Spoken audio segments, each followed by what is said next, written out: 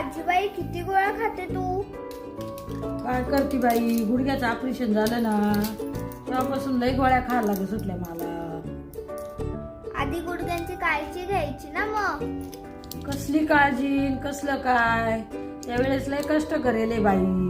पाट्यावर मसाला वाटला, पडेशे करून घातले, हांड्याला पाणी वाहिलं 2-2.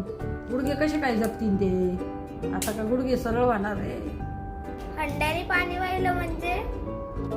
आमच्याकडं तुमच्या वाणी का नळ होते का? 2-2 कोस हांड्यानं पाणी व्हायला लागायचं. कोस म्हणजे?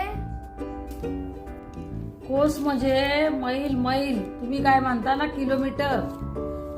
अच्छा, अजून काय करायचीस तू? तुमच्या गावाला ना जत्रा भरायची. आम्ही तमाशा पाहायला जातो. तमाशा सुटला का 4 वाजता आम्ही लगेच हांडा घेऊन विहिरीवर पाण्याला जायचो. पहाटे 4ला?